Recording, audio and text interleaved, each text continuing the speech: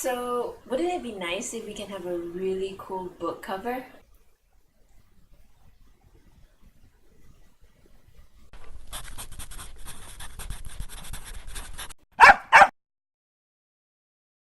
So this is made with polymer clay. I used Sculpey for this. For this piece, most of it has been actually done by molds, all the intricate shapes and stuff. So I have a mold on wood texture, the mold for the leaves, and the mold for the flowers. For the center stone, I actually use a cabochon glass and then I paint acrylic behind it using metallic colors. Anyway, I hope you enjoy the time-lapse video along with commentary. I take out the Sculpey clay and I cut it into 4 blocks. This makes it easier to flatten it and roll it up using the acrylic roller to make it soft enough and to combine all the blocks of clay together. And I will roll it to the desired length as well as the thickness to see if it's good enough to be the cover for the book. And I often take out the book from time to time to make sure that if it's the size I so desire. And it's kind of like doing a pie, so I have to like roll it to the shape that I want as close as possible to the rectangle. Then I take out a ruler, make sure the measurements are right, and then I cut a straight line down to make it nice and neat for the book. I then use a mold that has the wood texture and I press it down to give it that wood grain feel.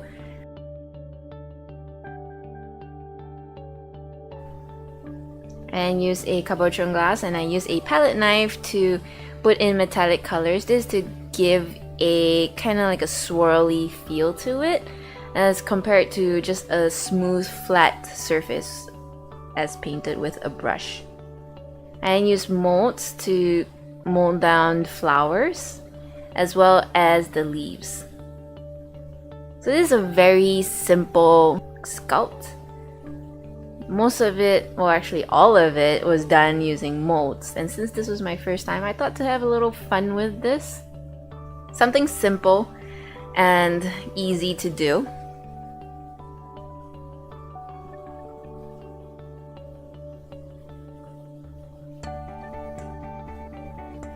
I just thought to do a wood texture as the background, and then the borders will be made with leaves. And in the middle will be this shiny rock covered with roses and leaves.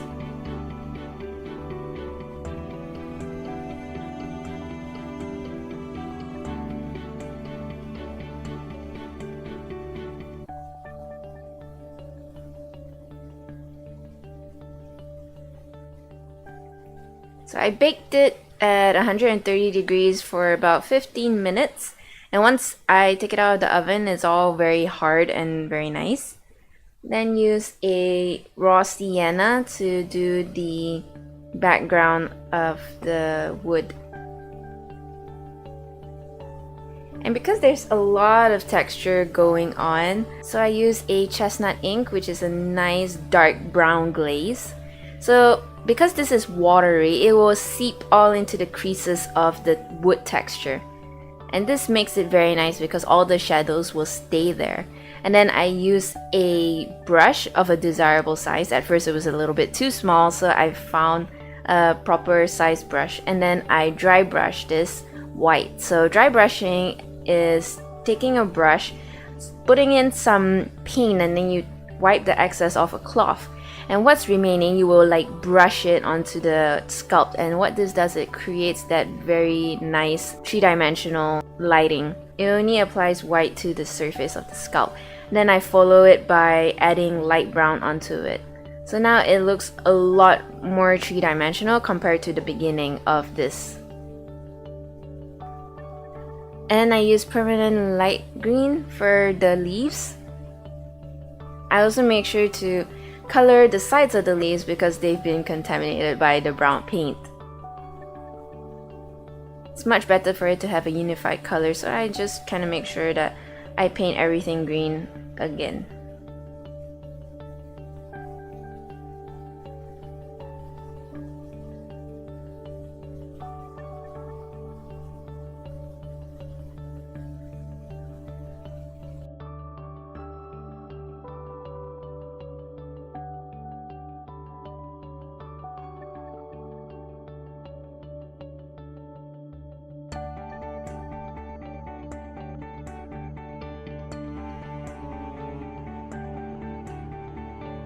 And then use dark green ink. This is also for the same concept, so it can seep into the creases of the leaves. So this really brings out the depth in the veins of the leaves. And then I will dry brush it with white and then library green. It's like this neon green, so it's a very nice color to it. It really makes everything pop.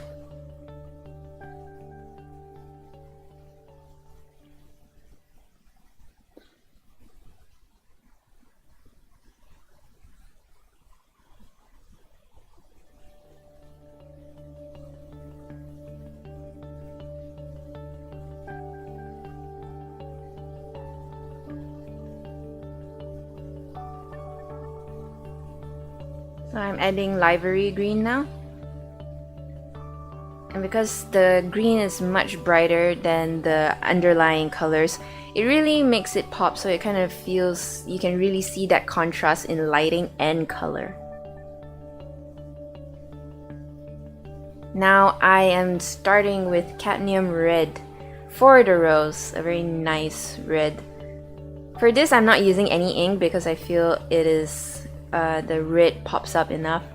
And then I will dry brush it white, and I will call that done for this piece. So you see me use a hairdryer from time to time. I always use that to make the paint dry faster because I'm a very impatient person. And that's it.